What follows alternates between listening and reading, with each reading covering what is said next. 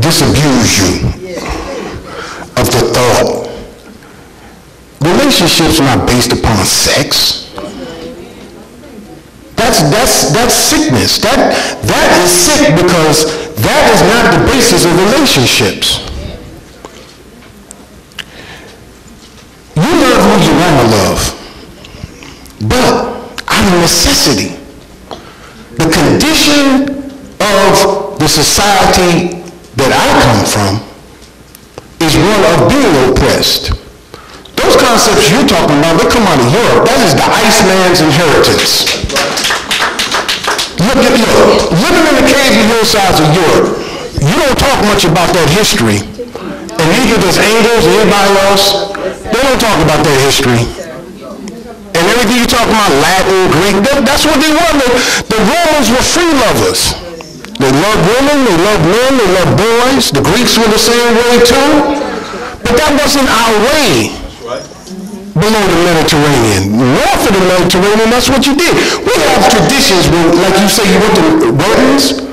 Why do you throw rice at the bride and groom? Do you know?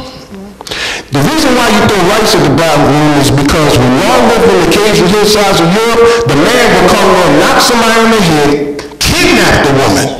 That's where that patriarchal stuff comes. Kidnap the woman, and her parents would pick up rocks and throw rocks at them. That is what the rice represents.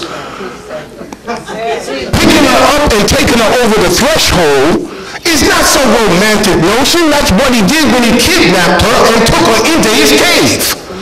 This is the Iceman inheritance. When you live in a place that has long winters, doesn't have a lot of greenery, has a scarcity of raw materials, and all the things that you need that we had, and when you came south of the Mediterranean, your people worshiped our fathers like they were gods. And I'm going to say it again. Our people did not worship a spook mystery God. Our gods were always portrayed as men. So when I say that you disbelieve in something you don't understand, what I'm trying to say to you is that man is infinite in his potential and possibilities.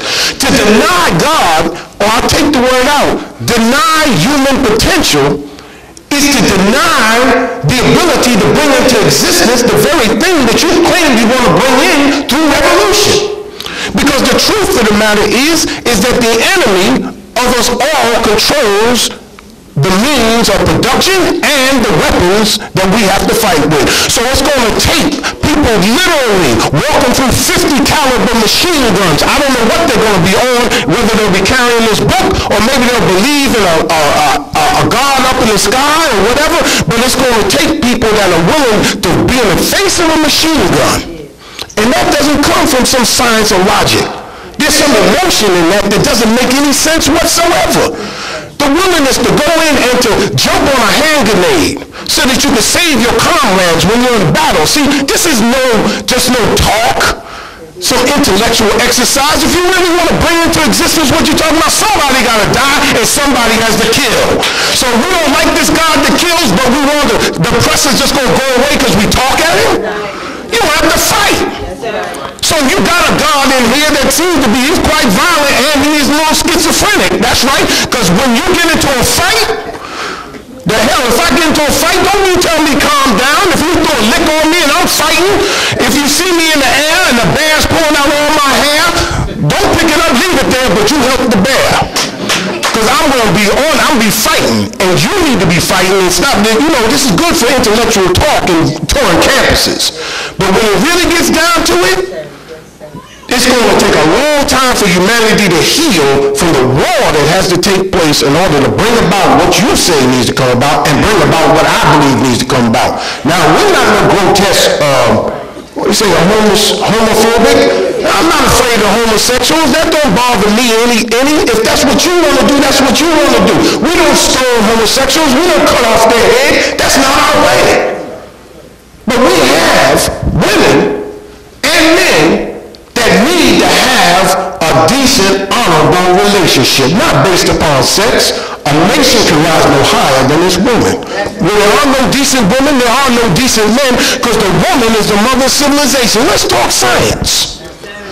In the beginning, when the child is born and born into the world, before that child has cognitive ability, there is something that goes on in between that child coming out of the womb and cognitive ability, and that is that they are programmed with things that they literally do not remember.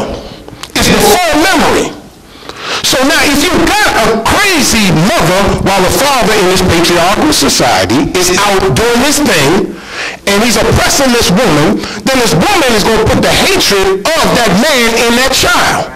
That child is not going to know why they act the way they act. So now you got Sigmund Freud snorting coke and telling you what's wrong with you. You hate your mother and all that kind of stuff. And he's right.